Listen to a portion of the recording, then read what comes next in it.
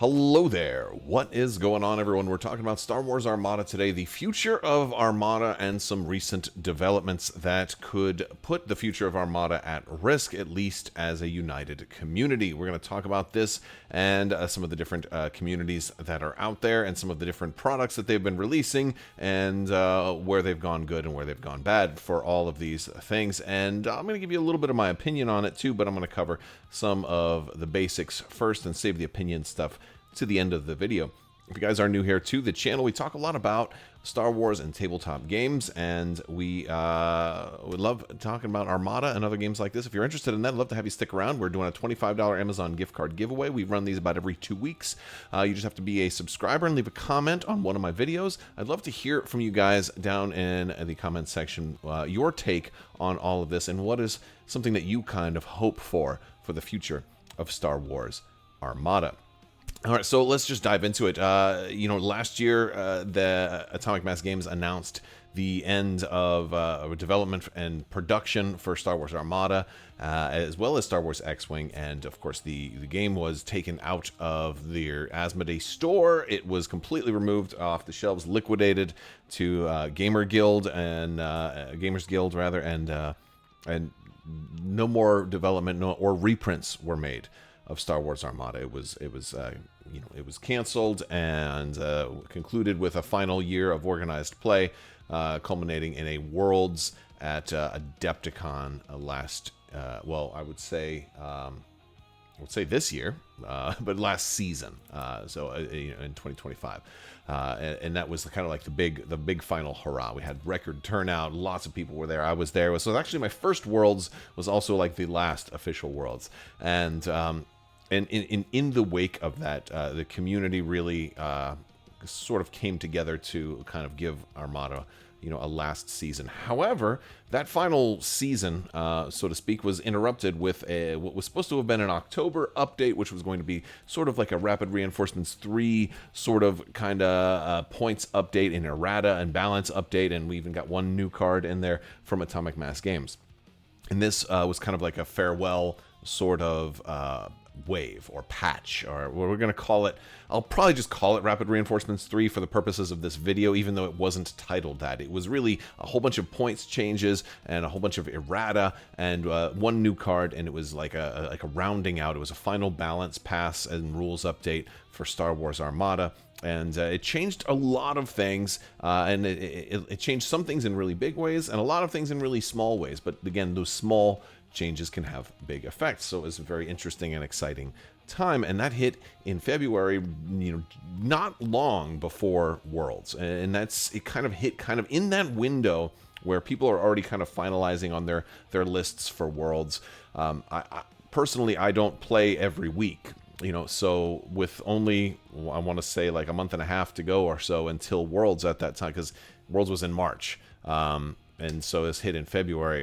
So it was, there was weeks to go. I think I played maybe once in between the time that it dropped and then the time that for me leaving to get on the plane to Adepticon. So there's definitely some debate to be had on whether or not this Worlds actually reflected that recent change. And what I mean by that, of course, that rule set was in place, but at the same time, I don't think the community had time to absorb it fully, because there's a lot of things that were a little strange about the last Worlds, and the fact, the biggest one in my opinion being that a squadronless list ended up winning, and I don't think we've ever seen that before. It's certainly a huge risk for a list to go squadronless and to do well, but it did consistently well. And now, granted, I'm not saying that this was just because of the meta. It was obviously flown expertly well, but at the same time, it's still indicative of the fact that that I think people hadn't figured out everything about this new content drop yet. That being said, I was looking forward to another season of Star Wars Armada and finding out like how Worlds was going to be, the following year, if we had one, what was going to happen with all of that, and especially in the wake of 3D printing. So that was kind of like the history lesson. Now, in the wake of all of this, with AMG's bad treatment of Armada, there have been basically three distinct groups, and I'm gonna call these. I'm gonna call it. Well, there's the Legacy group, and I'm calling it the Legacy group because Armada Legacy was a homebrew group that has been out for years, and they have gone through a number of changes and refinements. And they've kind of split into two subgroups where there was Legacy and Legends, and then Legends got renamed into Armada Nexus, and it's kind of like they're both kind of under that same umbrella, and that it's a homebrew group that focuses on making really high quality homebrew. And it's granted, homebrew's not really my thing, but I'm not blind. They've made beautiful content, and they have a really cool system. Like I've been kind of apprehensive to talk about homebrew for the past year or so, just because, for one, I wanted to make some of my own still because it's just a fun project. I didn't want to be accused of stealing anybody else's ideas, and for two, I really like Armada the way it is, and I'm not ready for homebrew to come in at this time. I feel like it's a future thing. I'm not in a rush. Again, I've been playing Armada for so long. I'm used to slow content, right? So I wasn't ready to talk about this yet. But so you have Legacy that is, again, they balance their content. They have the Nexus portion that has stuff that is a little bit more wild, and when that's almost like they're like playtesting sub-community, and then the stuff that kind of rises to the top can get promoted into possibly being included in a formal Armada Legacy release. So that's kind of their system, and it's very approachable. It allows anybody to go to go maybe submit stuff for ideas. There's like almost like multiple tiers of like, oh, yeah, this is good enough to like get into the discussion, but is it good enough to make it through waves of play testing and then further refinement and so on and so forth. That's my rudimentary understanding of it. I may have gotten some details wrong, but I'm still learning. Again, I don't dive too much into homebrew, but it's a cool system, and I think it's very welcoming. Then there's ARC, the Armada Rule Set Collective, which is a group that is designed, was formed to refine the rules and FAQs and documents that were kind of scattered. There were a lot of rules that rulings that were on the forums and websites, and then Karnak had the CARM, and ARC has kind of redone this, which it was basically a collection of all of the rulings into one document. And so they've put stuff like that together, and they've also had basically a big presence in trying to keep organized play moving forward. And I think there's a lot of challenges that go into that, as far as the era of 3D printing coming out, and like how are you going to rule when somebody has a ship that's been fully 3D printed, including even the ship token. How are you going to verify that they didn't say, oh, I want my Star Destroyer to have really wide front arc, and then like change it a little bit and see what, there's different. I mean, I don't really expect that to be a thing, but more like more of a question of just for, across the board, how do you make sure somebody didn't have an error in their printer, or they didn't, print or or maybe they ordered something off of Etsy and they got a misprinted, ship dial or something like a ship token, all kinds of things. So I think there's a load of challenges that are going to go into organized play in the new wave of aftermarket components and ship cards and tokens and range rulers and movement tools and ship bases and little shield dials that maybe are too big than the normal ones, and they make obstructions, or bumps a little bit harder to, all kinds of stuff like that. So I think there's a lot of work for that, and I applaud ARC for taking that on. And then there is the Star Wars Armada folks that are like me. This is the camp that I'm in, is like, I am interested in playing Armada the way it is, at least for right now, because I think there's a lot of new stuff. Now, amongst these three groups, Legacy is making homebrew. ARC has started making homebrew as well, and it's competing homebrew with Legacy. And this has been more of an issue lately, which takes us up into recent events. And that's why I boiled down to three different groups, because you have Legacy Homebrew, ARC Homebrew, and people like me who want to play Star Wars Armada the way it is, and I don't want any homebrew in my game. And the problem is that these aren't compatible with one another. and that's what we're going to talk about in this video. But there's still hope for it. They're just not compatible right now. Maybe they can be. All right, let's move forward. So Legacy released a Wave 0, which had a bunch of cards in it, and this happened, I want to say, like a month ago, somewhere in there. And they've released a lot of the stuff. There's some squadrons with like STL files where you can download and links and all of this. And they put together a great website. They have their own list builder. Both of these communities have their own separate list builder. Of course, I'm in the Ryan Kingston camp because, again, I want to play, Armada. Again, it's like a triad. There's like 3 different groups here. And Legacy has teased some of their Wave 1, which is, I think it's a little bit more a distant product. I think it's currently set for like next year or something like that, which I'm fine with. Again, I like slow releases. I don't need stuff every couple of months. I'm fine with one release every year or 2. That's me, because that's what I've been used to.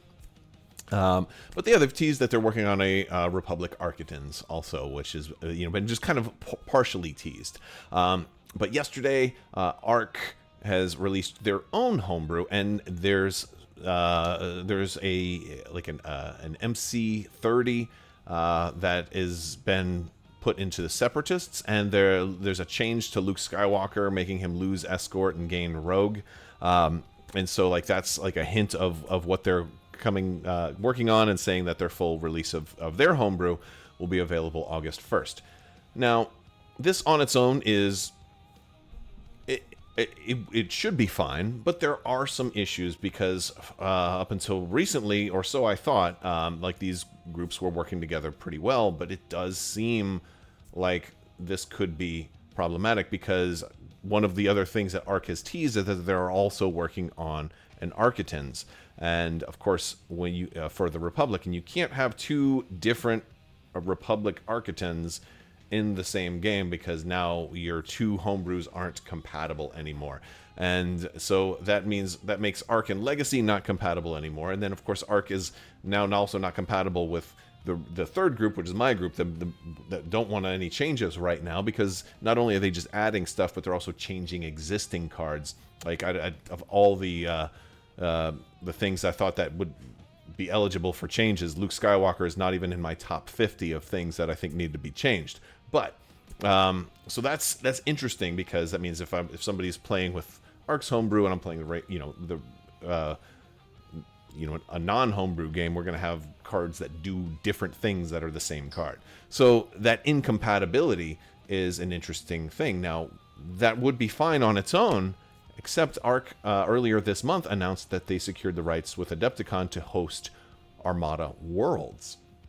And in yesterday's announcement with announcing their own homebrew, they also stated that this would be you'd have to run their homebrew at Worlds. That would be the rule set at Worlds, which is kind of, here's where we get into the opinion piece. To me, that seems very, very aggressive, and maybe even a little outrageous, because there's already, again, so here's where we come into the opinion piece for me, is that there's already an awful lot of new challenges that are going to be present at this year's Worlds. For one, it's not going to be official, so you're not going to have the AMG support. You're not going to have the AMG play space. You're going to be somewhere else. For 2, you have the challenges of, this is a new group. It's not Ion Radio, streaming it this time. It's not, it's not all of these, the same group that's running it in previous years. This is an all new group. There may be some overlap. They may have some people who were involved, but there's still some different moving parts there. And then third, there's a whole mess of new components that are going to be out there with 3D printed ships. I think that alone is enough to drastically change the meta. I think the meta is going to be wildly different, because as somebody who likes Architans, and people around me are like, yeah, always saying, I wish I could get those, but they're always out of, they're always sold out. Well, now you can 3D print one, or you can buy them off of Etsy. You can get all you want. Venators, for example, is all kinds of shops that are selling these ships that you couldn't get. You can buy the ship token. You can print out the ship card. Again, all of this aftermarket stuff will be legal, presumably. I don't think that they would, ban 3D printed stuff. From my understanding is that everybody across the board is okay with 3D printed stuff as long as it's printed accurately and meets like a quick TO inspection. I may be wrong about that. There could be some rules that contradict that, but that's my general understanding, and it passes the common sense test to me. Again, the stuff isn't available anymore. You really want no new players to ever be able to get into the game? Of course not. The 3D printing is the future. It's a big path forward for a lot of tabletop games, especially out of print games. So I think there was already enough stuff to make this Worlds a unique challenge, as well as having a wildly different meta than last year's, because we'll have had time to let the AMG rule set, that's by now also only a few months old, just came out in February. It's currently July, so we still have a fresh, brand new game right now. On top, so again, that's one reason I'm not in a rush for any homebrew right now. Maybe next year or the year after. It seems reasonable to me, but that's opinion. You're free to agree or disagree. There's some people that want new content every month, and you're not wrong for wanting that. But again, I think the Armada community as a whole has grown used to slowing our expectations for content, and I thought both of these waves came out awfully soon. But at least Legacy wasn't kind of forcing me to play it if I wanted to, go to Worlds or something like that. This kind of seemed a little strange to me. Again, this is the opinion part of it. It seems underhanded to kind of announce, oh, we've secured the rights to Worlds, and then like a month later, I'm like, oh, we're changing the rules for Worlds now. It's now going to be our homebrew. So and it's not just changing like, oh, we're adding a new ship, which putting an MC30 in the Separatists, but it's also saying like your cards also won't work the same. So again, that kind of makes it a different game. And so is it even Armada Worlds at that time, or is it Armada? Bada boom. Okay, bad dad joke. I apologize for that. So that's kind of the situation I feel like we're in, is where we've got like 3 competing systems. Now Legacy has has 2 big discords with a lot of followers, very active community. Arc has secured the rights for Worlds, but then everybody else is the Armada community, is what I'm calling it. The people that are fine with the game the way it is right now. This is at least pretty much all of my local community. Everybody that I talk to is mostly into this camp. There are some people that are like a little bit open to homebrew a little sooner than later, but I think the way I see it, there's 3 distinct communities, and this is a surefire way to destroy the game by having the Star Wars Armada community splintered into 3 competing groups. So what needs to happen? Unity. Unity definitely needs to happen, and in order to do that, I think some egos have to come into play and be challenged, which also includes myself. It means I might have to consider playing somebody's homebrew at some point. And that's a tough pill to swallow, because I'm not ready for that. I'm not ready to do that right now. It would just have been so much easier and easier to swallow if this would have come after Worlds 2026. Like let's have this final season. First off, prove that Arc can do it, that they can host a successful Worlds and have turnout, and they can promote it, and they can run a successful event and see how well 3D printed stuff does. Does it change the meta drastically, so on and so forth. I think that would have been a great test of Arc at Adepticon at Worlds, and to make sure that Worlds actually happens and there's no no attendance problems, no promotional problems, no prize support problems, no rulings problems, and and that the community could come together. Because I think everybody still agrees that middle option there, the Star Wars Armada as it is right now, that's still the rule set that we've all been united behind for years, and what was that we had record turnout at last Worlds. Seems like a reasonable path forward. Some people would argue with that and say, well, the quickest way to kill a game is for it to go stagnant. I understand that reasoning, but I completely disagree with it, because if we couldn't go a year or 2 even without new content, we wouldn't be here playing it still. The fact that we are all still here playing Armada, talking about Armada, and interested in what happens in the future is proof that we can slow down a little bit, and it's not going to kill Armada. The fastest way, in my opinion, to kill Armada is to splinter the community in 3 ways. AMG tried to kill Armada for 4 years and they failed. Don't do it to ourselves by splintering the community 3 ways. So what needs to happen? Here's my suggestions. Take them or leave them, because all I can do is make suggestions. For one, we need a new 4th competing standard, right? No, we need all of these groups to come together, whether they're under the same banner or under an all new banner. But that means that the person who's in charge of each group might not be in charge of the overall group. It may be a new person altogether, or it may be, maybe an elected thing. I like certain things. I like that ARC has done work with getting the rule set collective together, and they've obviously have a lot of play testers involved. But Legacy has even more play testers involved, and years of homebrew experience and amazing art teams. They both have their own list builders, but honestly, the one that Doty has made for Legacy is really good, and their community page is really amazing. Between both of these groups, they have tremendous talent, and they all love. All 3 of these groups, we all love Star Wars Armada. They're all great people that are working together. We just see things differently. I say mostly great people. There's one person in there I have a bone to pick with, but everybody else, great people.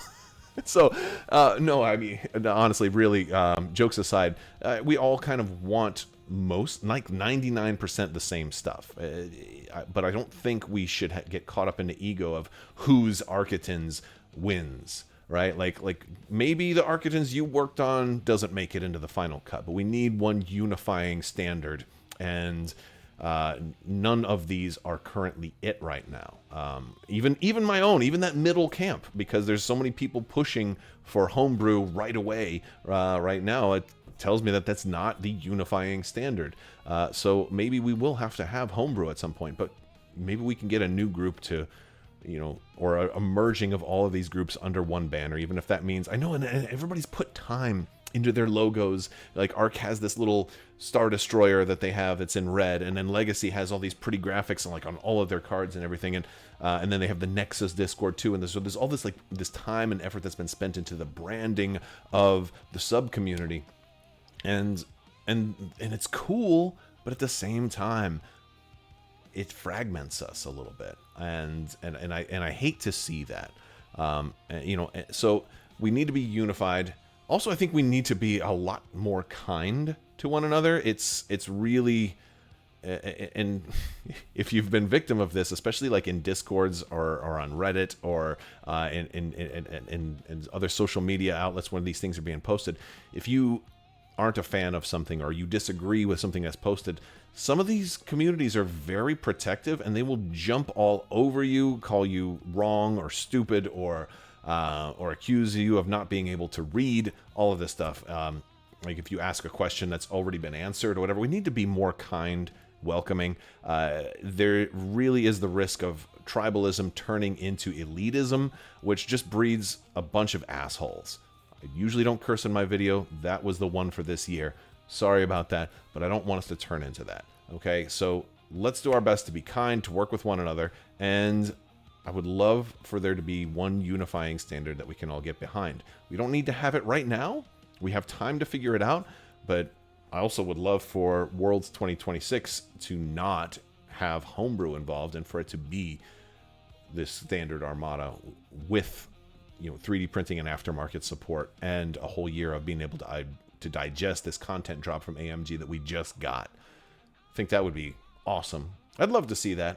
I don't know if that's going to happen though, and I guess we'll have to wait and see. I think it's really audacious to secure the rights to Worlds and then turn around like 3 weeks later and say, oh, by the way, we're not playing Armada at Worlds. We're playing my homebrew, which is the Armada or whatever that like I not a fan of that method, the way that they've communicated it, and it seems like a power grab, and it seems unhealthy to me. It seems very much designed to be combative and targeted towards splintering the community even more, especially when you've deliberately made your homebrew incompatible with Legacy and with the base game. It's not just an extra card that's added on to everything. There's things that are directly incompatible, and that's a problem. That's definitely a problem. So again, we need to be on the same sheet of music.